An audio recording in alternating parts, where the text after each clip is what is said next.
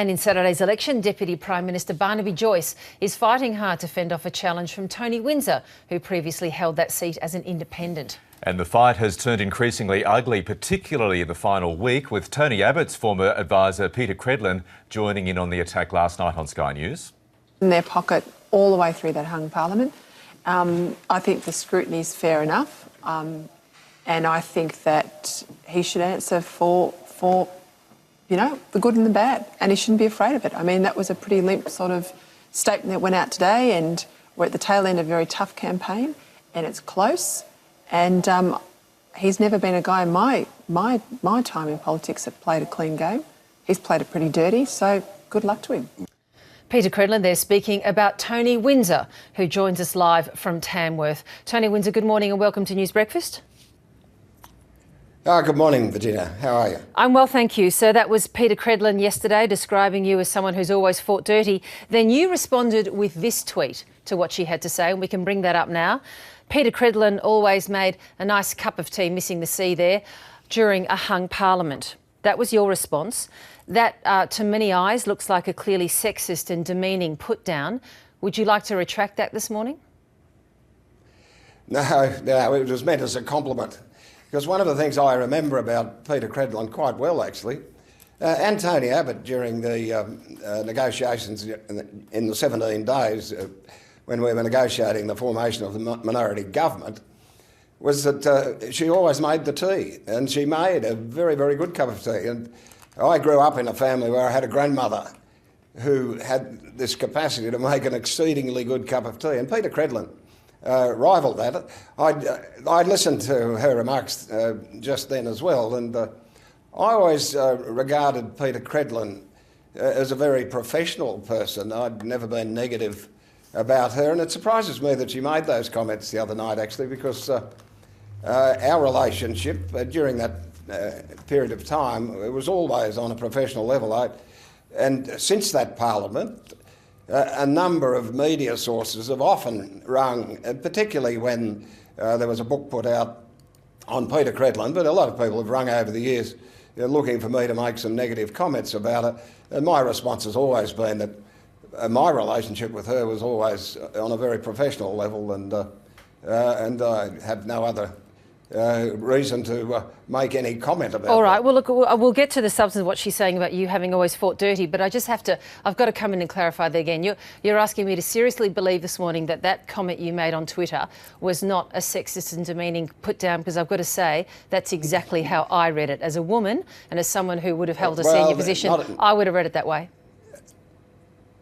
Not at all. And one of the things that really impressed me about Peter Credlin in her position, because she was in a very important position. I'd had things to do with her before the hung parliament. One of the things that really impressed me was that she did go and make a cup of tea for us. All right, well, let's... occasion. Tony Abbott did too himself. Let's see if Peter Credlin takes that from you. Yesterday she certainly didn't see it that way.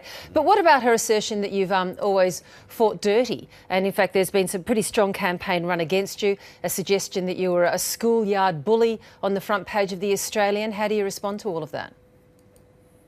Oh, well, I don't read The Australian, haven't for years. That's not true, Tony Windsor, because you said as a result of that story you've referred it to your lawyers, so you must have looked at it. No, my staff have referred it to the lawyers, so that's not true what you've just said, Virginia, I'm sorry. All right, but you say you don't read it, but how do you respond to it? Well, I've asked my staff to refer it to my lawyers, and I'll be having discussions with those people. Barnaby Joyce firmly distanced himself from that story. Do you believe that he's behaved honourably towards you during the campaign? Barnaby Joyce and I haven't had any harsh comments. Obviously, there's been some work going on behind the scenes, particularly with the News Limited operation that I've never had any time for. They know that, and they want to eradicate me. During the hung parliament, we had that period of time where they were always dogging me. They went out to Canamble where our son farms and tried to dig up dirt out there. They had people actually wandering around all over the electorate looking for things. They continually attacked myself and Rob Oakeshott. You know, I'm used to that. that sort of thing doesn't worry me. What does worry me is when it impacts on my family. Well, the Nationals and Barnaby Joyce are still presenting you as the man who broke the electorate's heart by going with Julia Gillard in the hung parliament. Has that been biting? Does that still exist, that disillusionment with you in the electorate as you go around during this campaign? No, I'm not picking it up, Virginia. In fact, I've had one negative comment, and that was only the other day. And I since found out that man didn't even come from here. The electorate is polarised. It's going to be a very close contest, and that's how it should be. I don't think you have to look at the opinion polls to see that. I think if you just look at the amount of money that's being expended by the government, or promised by the government during this particular campaign, to see that it is exceedingly close.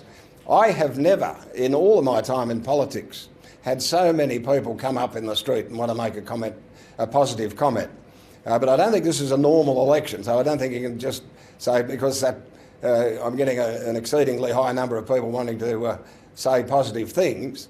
I think Mr Joyce has probably got a group of people that are saying exactly the same thing to him. So it'll be very close, very tight.